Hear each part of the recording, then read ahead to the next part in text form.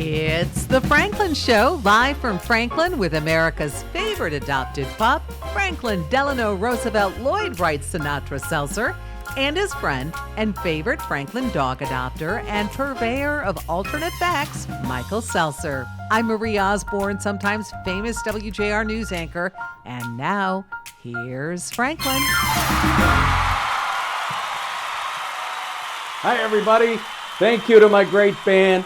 Marie Osborne, thank you for being my announcer. And to you out in the audience, glad to have you back for this very special Franklin show, a show about two Lindas. Linda Rosenbaum, who's written a great book called Let's Go Darby, and all the proceeds go to help children.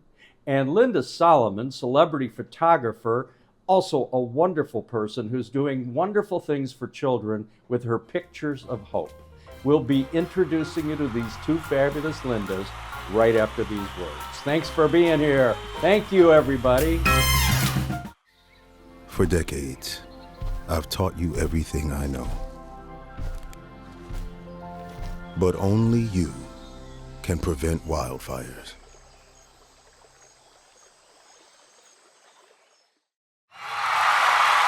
Okay, folks, we are back, and I am simply delighted to introduce you to someone that, for a change, I don't know, but what I have been told is this woman is a marvelous, wonderful woman who has written an incredible book.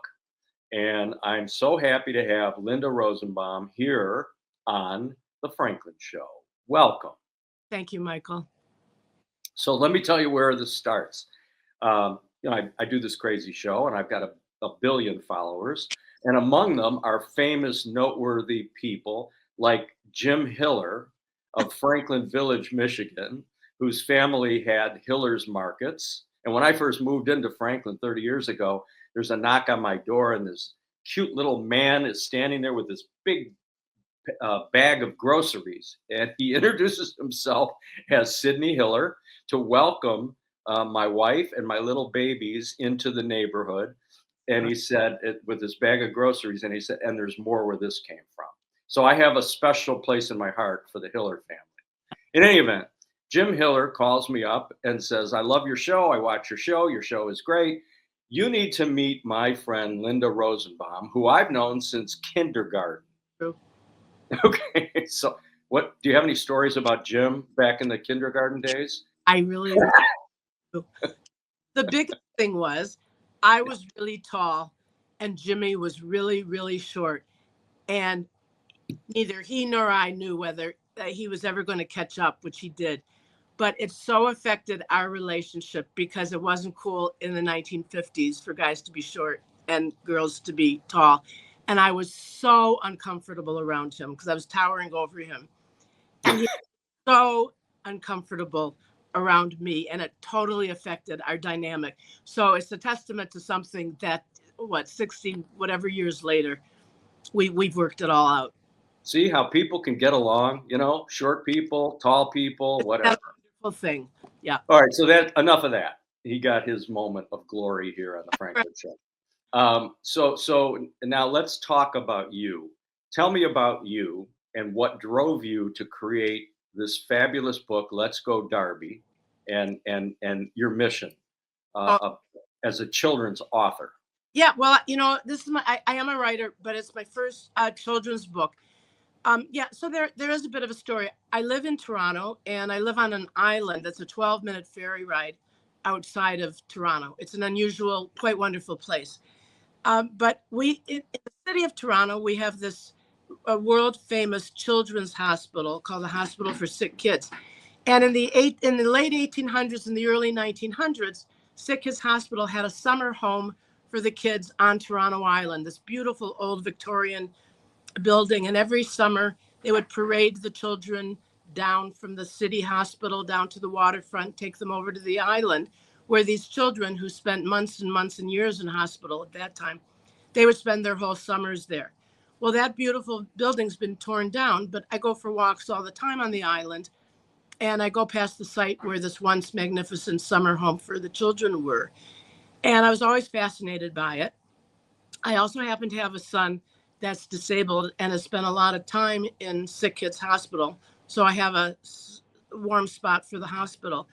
Anyways, I was doing some research on the hospital and I came upon this remarkable story that was hard to believe that it was true, about a 10-year-old boy from a town outside of Toronto. This is 1898. And he was 10 years old. He couldn't walk. He was desperate for an operation so that he could walk. He went to ask his parents to help him. And he took a dog sled with his dog, Darby, 40 miles all on his own in the winter from Uxbridge, Ontario, to downtown Toronto, where he landed on the doorstep of the hospital, frostbitten, nearly near death, begging for an operation. And the story was just so remarkable, I decided I had to write a children's book about it. And I did. And it was a really fun thing to do. So that's the history of why I wrote it. Wow, that's a great story. So you say you're a writer. What other Well, books? I've always been, I never wrote fiction before. This is actually my first bit of fiction, historical fiction. I wrote for Canadian magazines and newspapers, mainly on whatever subject I was assigned. I did a lot of health stuff. I also worked in TV as a story producer, and I've worked on documentary films, and a lot of it was freelance. Yeah. Very nice. Yeah, So how many years have you lived in Canada? I live, all of this was in Canada. I moved here in 1970. So okay. I was in Detroit in 1966, really. So in other words, you were so scared by this short kid that you met in kindergarten that you had to leave the country. Exactly. And that's basically what it is. He's the one who did it. Yep. Yeah, he's going to be All sorry. to Jimmy. Yep. Okay. So and tell us about your son, your disabled son. Yeah. So he has fetal alcohol spectrum disorder, and he's now 36. When we adopted him, we didn't know, but the wonderful thing about bonding is that you just you create this bond with your child the second you hold him in your arms, and that was a wonderful thing that really helped us get through life that's been challenging with Michael, who we love with all our heart, but raising him has been difficult. And, his life has been a real struggle. Yeah. And so this is really a tribute to him, this book.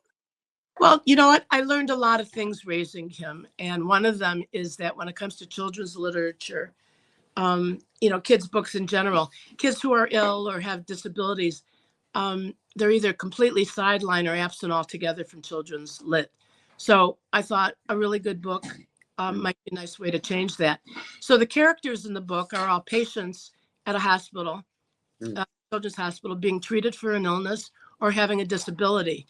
And so that while that, creates the setting and a lot of the structure of the book, they're kids like everybody else, and they suffer from the same challenges that other kids do. So I think children reading the book they're memorable, delightful, charming characters. And I think anyone reading the book will relate to them.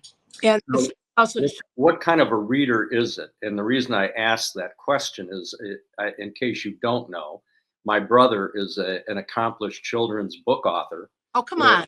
Eric Seltzer. If you go on the Amazon where yours resides, you'll find dozens of Eric Seltzer easy reader books. He's won many, many awards. And he's the illustrator and the writer of all these children's books. It's been, he's got a great career. He's afraid to come on the Franklin show because he's afraid I'm going to pick on him. So won't you? well, I do that with everybody. But anyway, so middle grade readers, it's pegged for 6 to 12. There's a little love interest in there. So the older age kids will like it. And I think the younger ones, it's the kind of book that a parent or a grandparent would love to read their kids. So I think it can work, for anywhere between 6 and 12. So it's called a middle grade reader. And there's beautiful illustrations in it, but it's not a picture book. Got it. And how did you find your illustrator? Were you paired with this illustrator from the book publisher, or did you just find this illustrator on your own? Normally, that's the way it works. And I am really, really, really lucky to have a good friend who's a marvelous illustrator. And she did fabulous, fabulous pieces for me of the main characters and a wonderful cover. So So now you're out touring, doing a book tour, and You're the first show on my tour, my worldwide tour. Yes. and are you in bookstores as well as on Amazon? So the book has just been released, and it's taking so much time in Canada. Amazon, there's like second or third sellers or whatever that are selling it. Amazon doesn't really even have it up yet. So it's appearing in Canada, an American, Amazon.com. It's appearing earlier than here in Canada. Barnes and Nobles is carrying it, which is great. So people are ordering it from there. And here in Canada, people have to go to their local bookstore at this point and have them order it. So it's taking time to roll out. So I'm hoping soon. Our big chain here is Indigo's Chapters. So I'm hoping it'll be in there soon. But it's taking time. But every day I go online to see if somebody new has been picking it up. And it's showing up in New Zealand and Australia before it's showing up here in Canada for some reason. So you're going to see a huge bump because my show is international and is viewed all over the world, including in the UK.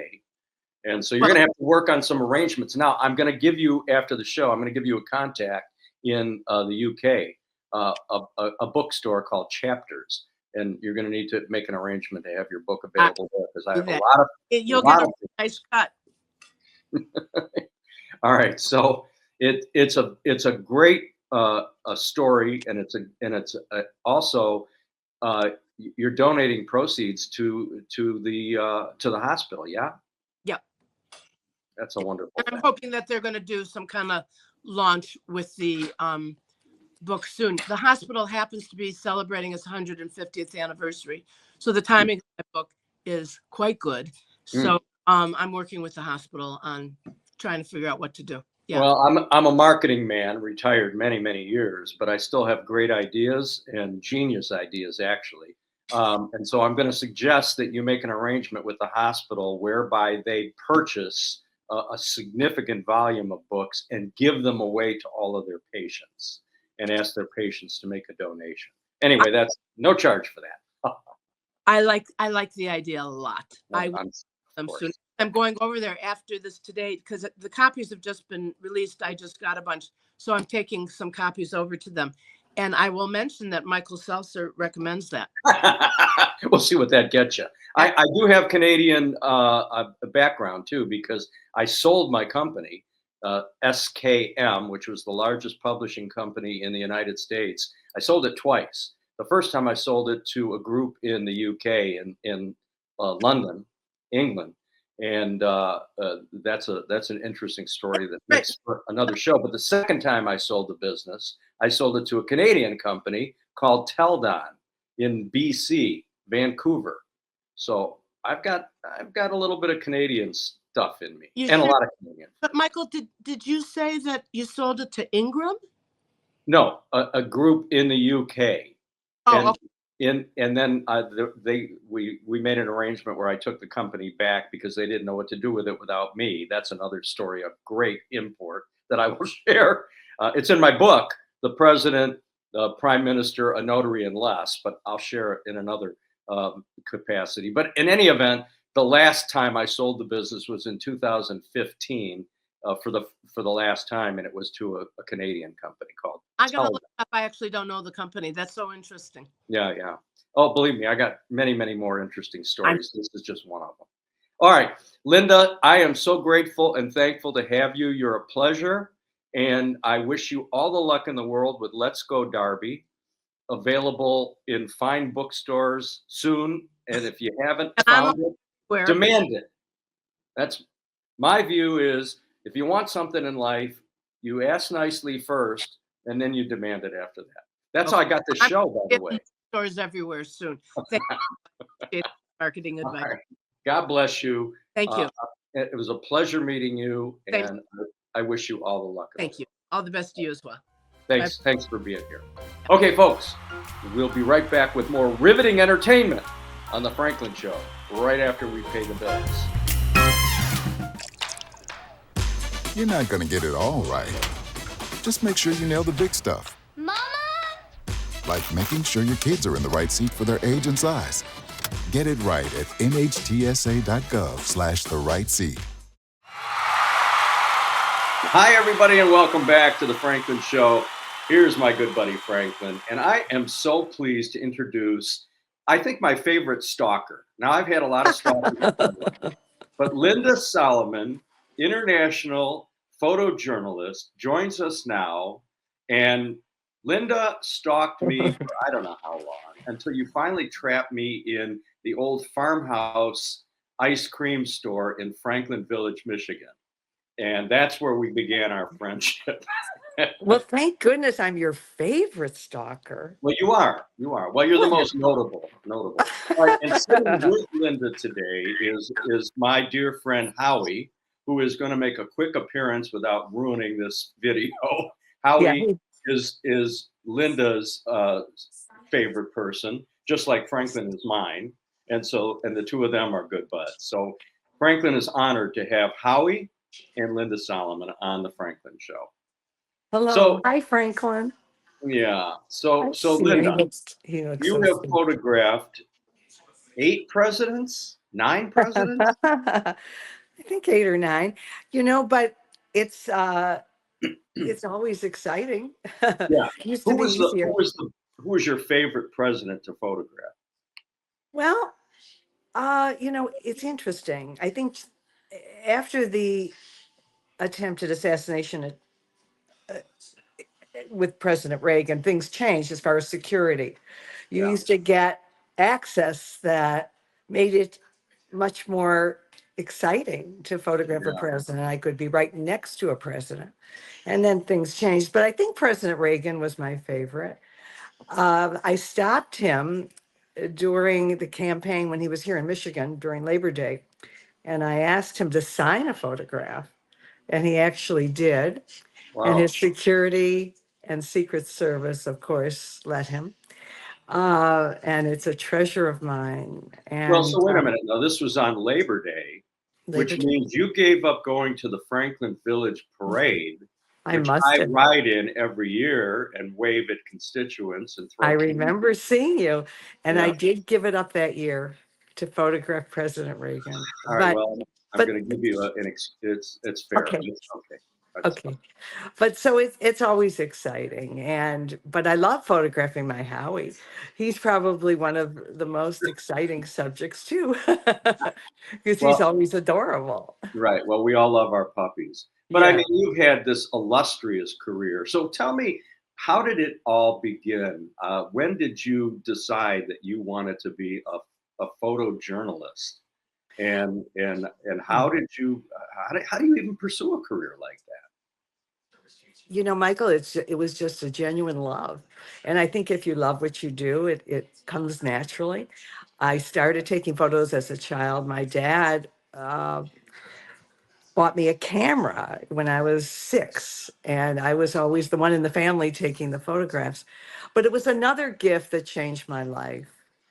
On my 13th birthday, I will never forget opening this very elegant blue book, which was engraved in gold, and it said, "Happy 13th birthday. I love you, Dad and Mom."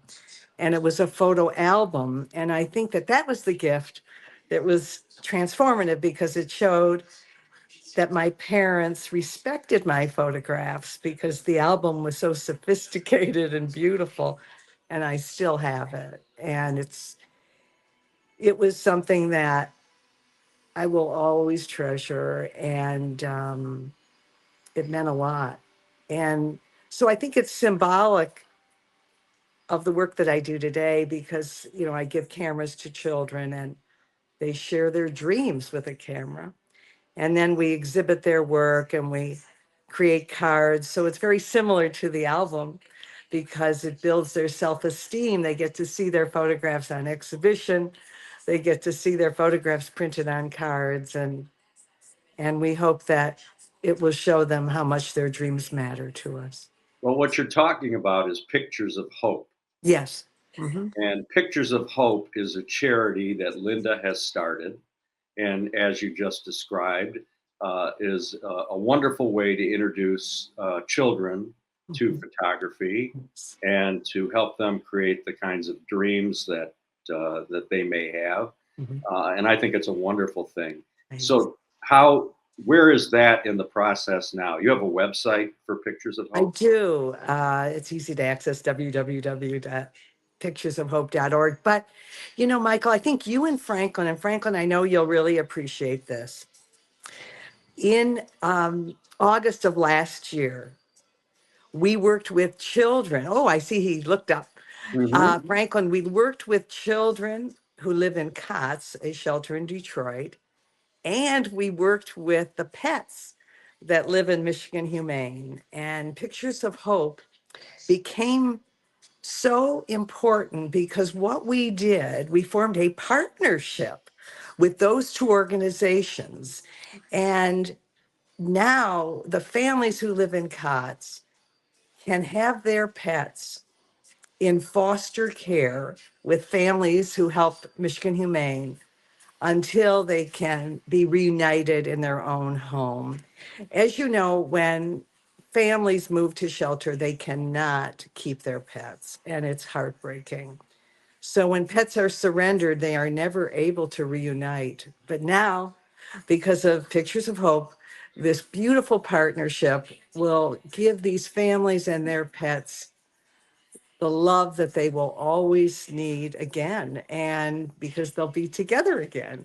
And so I was so excited to be able to do this last year, and the cards are available on both the Pictures of Hope website and COTS website. And the photographs are different, Michael and Franklin, because the photographs the children captured were of the pets living in Michigan Humane. And so their dream was for a pet looking to be loved, but it symbolized the partnership now that it has been created. That is such a wonderful thing that you've created, and I'm Thanks. really so glad that I invited you to come on the show and talk about it. There are so many things that you and I could talk about, so many celebrity things in your life. You've been so fortunate to meet your idols like Burt Bacharach and Brendan Mathis, who just recently passed away, and of course your love for Aretha Franklin. But this particular charity that you started is truly a wonderful mitzvah, and I'm glad that we can share that and invite everyone watching Franklin and the Franklin Show to go to the picturesofhope.org website Thank and you. to see and learn and participate. Do you have any upcoming events scheduled? I do. Well, I am going to be working with children in a shelter in New Mexico. So I'm very excited to be able to help kids ages 6 through 12 who live in Suriname in Albuquerque, New Mexico, and they will be photographing their dreams, and our exhibition will be at the Albuquerque Museum, which I'm just thrilled about. And so that's coming right up. So I'm glad we were able to talk. But, I think Franklin will understand, because you adopted Franklin and I adopted Howie, that what we try to do is share how special it is to adopt our pets. And I think that through Pictures of Hope, what I learned by asking children to share their dreams, so many of the children expressed these words. They said, and they captured and photographed, "My dream is to see my dog again." So that's why I felt it was so important to create a partnership like we did in Detroit. I think it should be done in Phoenix, where you are. We have to start these partnerships because so many humane societies and other animal organizations have families that are willing to foster pets, but we just got to get the information out there so that they can foster the pets of families that are living in shelter, but one day will be back on their feet and need to have their dog or kitty back with them. How inspirational. And you know what? I mean, that's why we're doing this show, which Oh, is now seen internationally. We're number one in Ireland. I'll tell you that oh my right. gosh, Oh yeah. yeah. Since the Van Morrison show, are you kidding me? Yeah. Anyway, No, I truly adore you, thank and you. what you're doing is a wonderful thing. I will tell you, as most know, that adopting a pet to me was the biggest and most impactful event of my life, Oh, uh, next to marrying my wife 48 years ago. But Aw. it is such a wonderful thing to do, and I'm constantly talking about it and promoting it because these little guys are such a treasure, such a gift. Such They a bring gift. so much love I know. and you can't compare that to anything really. So Mhm. it's a wonderful thing to do, and you're doing a wonderful thing with Well, pictures of them. So, I agree with you. When we adopted our dog Chance, all of our dogs have been adopted, but Chance lived till 21. And when he passed, we were just crushed. And we waited about 4 months and we met Howie, and he yeah, channeled Chance. I mean, he had yeah, some of the same characteristics, and it was eerie. He did some things that only Chance could do, but he was so special to us, and he has given us so much love. And he's a therapy dog for my mom. My mom lives with us, and she's 96. God And bless her. he, yeah, and if she's calling out, and if we don't hear us, Howie certainly does. So And by he'll the come. way, I am proud to say that I have notarized documents for your mother. That's right. That's right. You So did. Thank you so much. for those of you out there in TV land that don't really believe I'm a notary, Linda I will can attest. I can certainly do that. So thank you for doing that. And but again, yes, please encourage your listeners and viewers to adopt, Yeah, and it will change your life forever. I mean, I don't know what I do without this guy who's now, he was on my lap. But now he's on the floor here. yeah, But he's always with me, and he's just our gift from God. And I yeah, same thing with our kitty. I mean, our kitty just passed away, but we had adopted her too. yeah. And she was just incredible. So I always say they're the greatest gift we can have. And if anything, I would love to see somehow a longevity microchip because we should never have to say goodbye to these guys. I mean, I never would say and jokingly to my vet, if God forbid I ever have to come in, uh, give me the shot first. oh my So, God. Well, Michael, because Chance lived such a long, wonderful life, I really learned how to care for a senior pet. I was yeah, thinking of writing a pamphlet about it because there are certain things you need to do when your dogs are a little bit older to yeah. make life easier for them. And we figured it out. And that's why he lived so long. I mean, we carpeted the floors. We had wood floors, but we found inexpensive rugs and made it easy for him to walk. We actually created a little stool for him to sit on so he didn't have to bend his head. And it's very important for senior dogs to, if you give them, when you give them their food, mix it with a little water. They need more moisture and water as they age.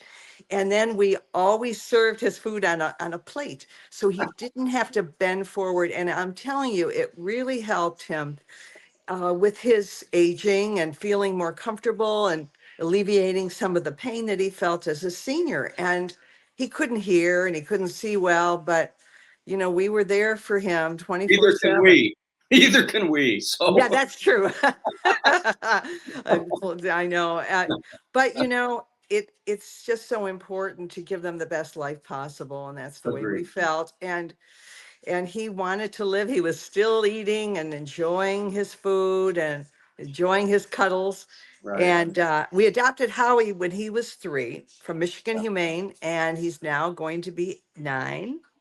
And what can I say? I mean, he's God bless listening to you. every word. God bless you for everything that you do, and Thank- we'll be putting up on the screen your website Oh, thank you. and your Facebook page and all of that. You're a treasure, and I Thanks. appreciate you, and I appreciate you and Howie coming on the show today. Oh, we loved it. All right, Bye, cool. Franklin. He looks And so Solomon, thank you so peace, much. calm, and happy. Thank you so much.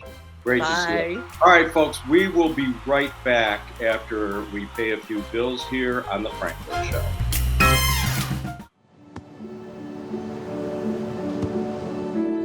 I don't remember how it started. Go to that. Our back and forth. It always came back.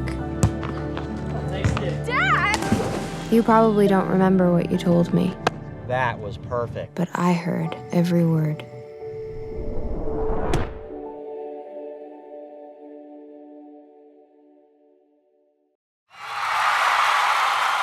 Well, hi, folks, and welcome back. This is a brand new segment on The Franklin Show that I like to call interviewing people who don't want to be interviewed.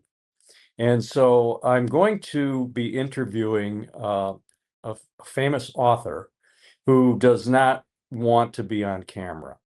But nonetheless, we're going to attempt this and we'll see how it works out. Now, I am completely against any sort of nepotism. So the fact that I'm interviewing my guest and his last name is Seltzer, don't be confused with the fact that he's my little brother. Has really no bearing on this. But anyway, I'd like to introduce to you my little brother, Eric Seltzer, and I'll be playing the part of Eric because he doesn't want to be interviewed. So now Eric is the famous author of children's books. This was his first book, which was published in 1986 and has won numerous awards and is one of the most acclaimed books. And in this particular version, which I'm having a difficult time reading because, well, it's actually multilingual. So it was published in Japan as well as all over the world. But this happens to be a version of the book translated uh, in being read by little kids far, far away. So I thought that was kind of notable. Four Pups and a Worm. So Eric, what was the impetus of writing this first book and of course doing the illustrations? If you can share that with me, and I'll then share it with the audience. Well, Mike, I had this idea and I thought it would be interesting and that children could read the book and parents could read the book to them. And I illustrated it, and it was all about these four pups and a worm. Well, that's interesting. And so that spawned this entire uh, uh, business for you as an acclaimed children's book author. Yes, it did, and I'm very proud of the work that I've done over the years, and I've certainly been gratified by the numbers of people who have reviewed my books and said how great they were and how enjoyable it was to read to their kids. Truly, and you should be proud of that because that's, not something that anybody can do. I mean, every one of his books are easy readers. This is but one, and they're all available on the Amazon. If you go on the Amazon and you type in Eric Seltzer, you're going to see dozens of these wonderful, easy readers that kids can start. You start reading to your kids when they're a year old, and then they grow fond of the characters, and every one of them is just so unique. So this one says this is pre-level 1, rising star reader, shared reading, familiar characters, simple words. That's and it's a junior library guild selection. This one here, C sheet. But like I say, if you go on Amazon, you're going to see dozens and dozens of these books. And so I just felt it was something that I would like to share with my audience. I wanted my younger brother to come on the show, and he's just shy about that sort of thing. But I'll do the selling for him. He doesn't really need to sell books, but it's his business. It's a career. And he's got great books. And I am always happy to give them out to my friends who have kids and grandchildren. I've always found them to be very receptive and appreciative of these books. So go online and check out Eric Seltzer books for kids. And I hope you enjoyed this segment. I plan on doing this with a lot of other people that won't talk to me. I think it's a great way to do it. If you don't want to talk to me, that's your problem. But if I want to talk to you, I'll just make it up. So